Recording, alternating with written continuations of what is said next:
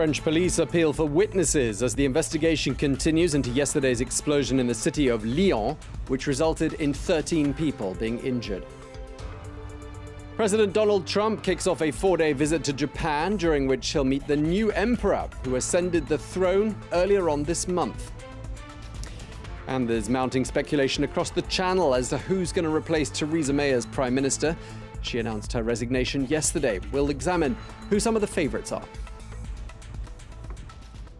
Welcome back to the France 24 newsroom in Paris. I'm Tom Burgess-Watson. Thank you very much indeed for joining us. We begin here in France, where the authorities are trying to track down the suspect behind yesterday's explosion in the city of Lyon, which resulted in 13 people being injured.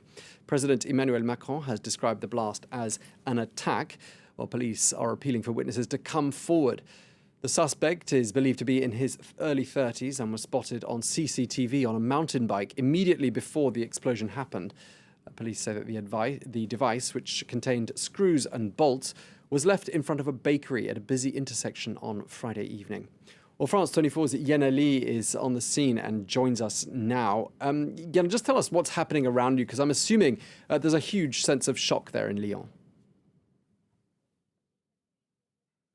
Well, I'm standing right outside La Brioche Dorée, where that explosive device went off at around 5:40 p.m. local time on Friday. The police perimeter has been lifted and shops are reopening, Tom. It's a pedestrian street and people have actually started to resume their daily activities. There are children and their parents walking up and down, people enjoying the sunny weather this Saturday. I've seen almost a dozen scouts in their uniforms going off for their weekend activities. The mood actually has certainly been improving since Friday evening, but some people here are still searching for answers as to what exactly happened Friday. I talked to some locals earlier on to get their reactions, and let's take a listen.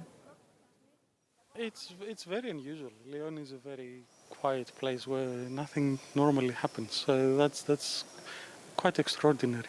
It's very strange. It's something that I think it's a sign of our times. So it does happen.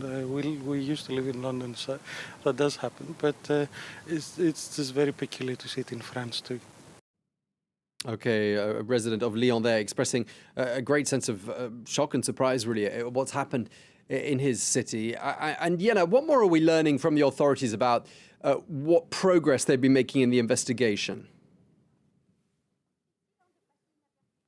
Well, police have been continuing their investigation since Friday, and they have launched an appeal for witnesses to come forward with any more information. They launched an appeal online with the surveillance footage, grainy surveillance footage of that man in his 30s cycling away, as you said, a masked man. Mayor Gérard Collomb, mayor of Lyon, visited victims earlier this Saturday. 13 people sustained light injuries, 11 of whom who were hospitalized, and about a handful who still haven't been discharged yet. Collomb said that you mustn't underestimate the psychological shock that these victims might still be in. He himself said that he was shocked and upset when he learnt the news. He was on his way back from a trip in Japan when he found out what had happened in his city. The French prosecutors have launched a terrorism-related activity investigation, which means that the state's top prosecutors are actually taking over from local authorities this dossier. Paris prosecutor Rémi Hetz is about to speak at around noon Paris time with more information on that investigation.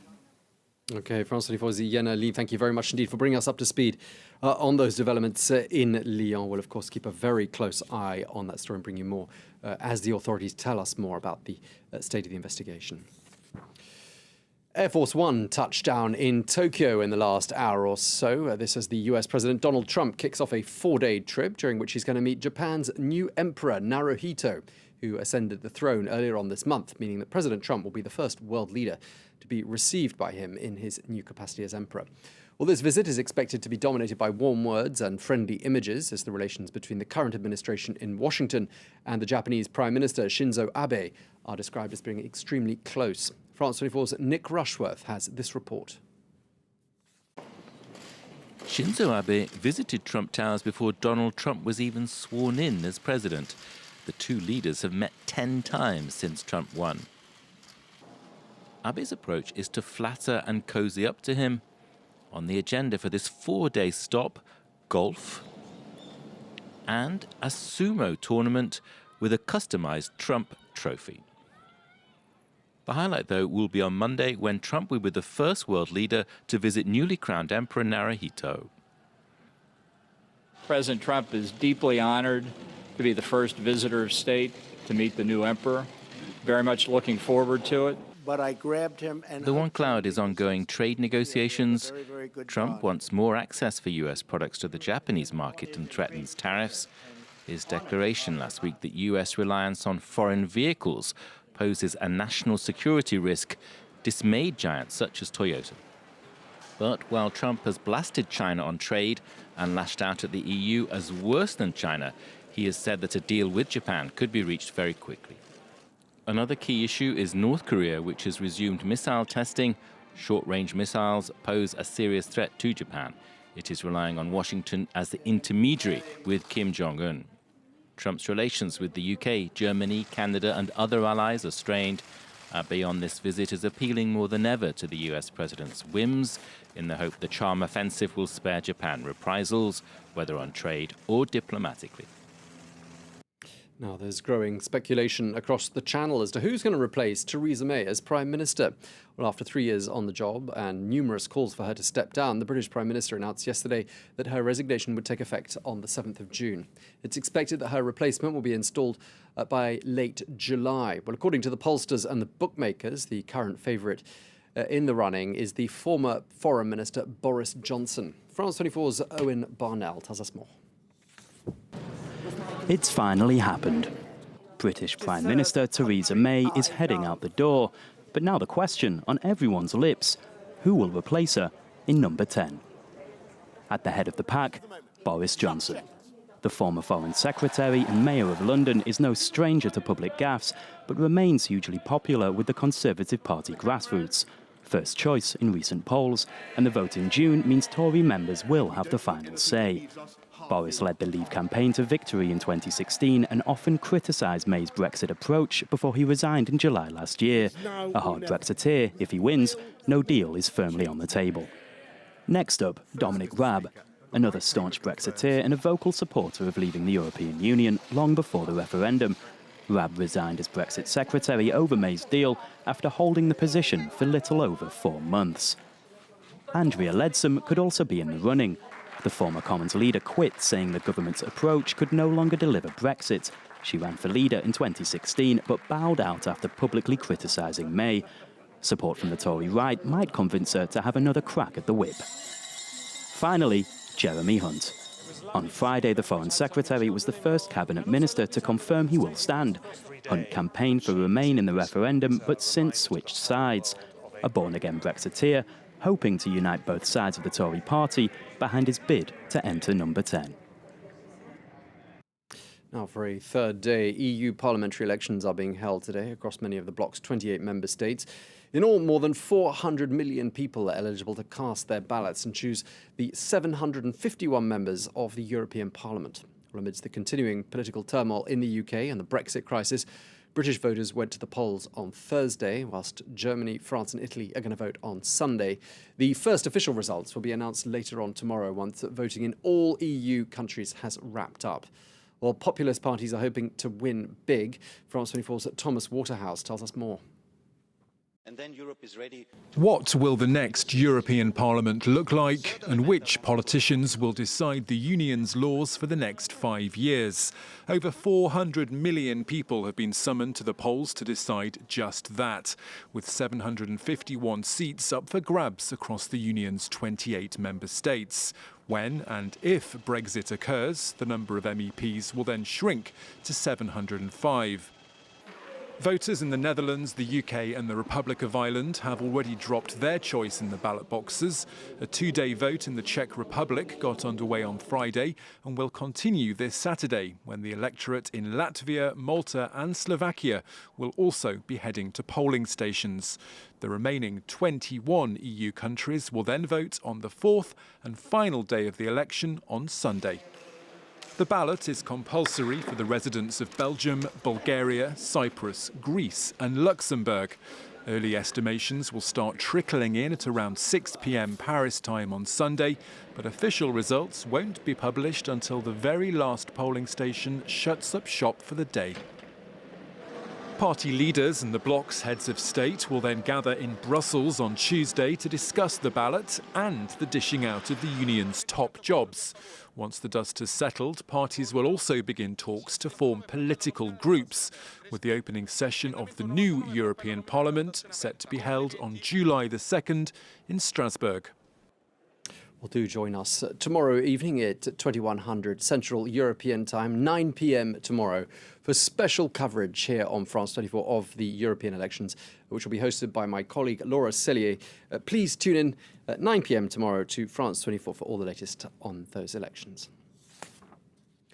Now, 3 years after filing a petition to Kenya's High Court, rights groups are now expressing dismay after the top court refused to scrap laws which criminalise gay sex.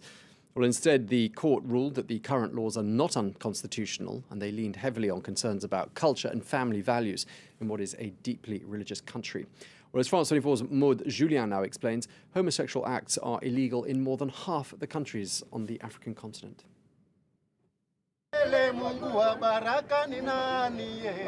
Kenya's president said last year that gay rights were not a matter of concern to ordinary people, and that 99% of Kenyans were in favor of laws criminalizing homosexuality.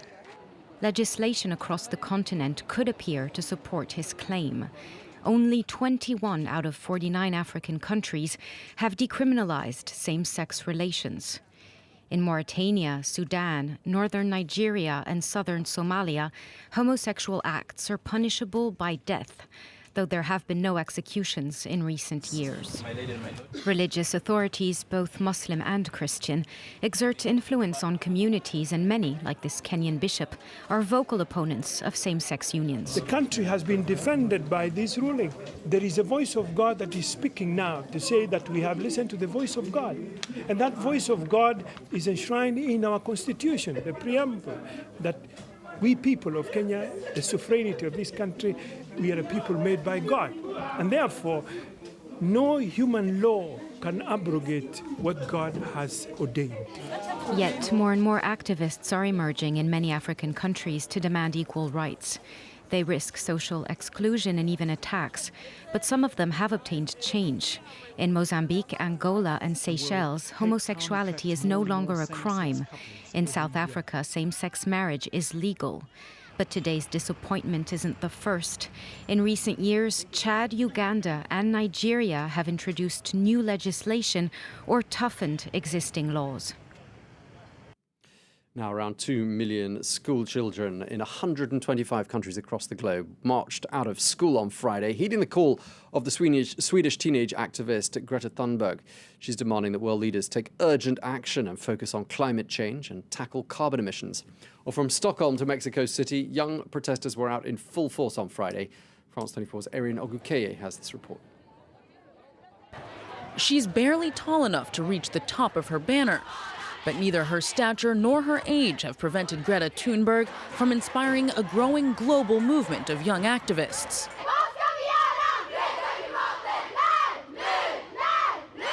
On Friday, Thunberg, along with hundreds of thousands of school children on 6 continents, walked out of their classrooms to urge their governments to act on climate change.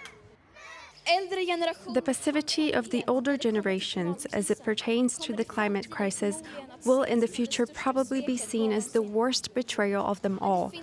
But there is still time to put things right, and that is why we are here today. That is why we will continue being here as long as needed. And believe me, it's going to take time.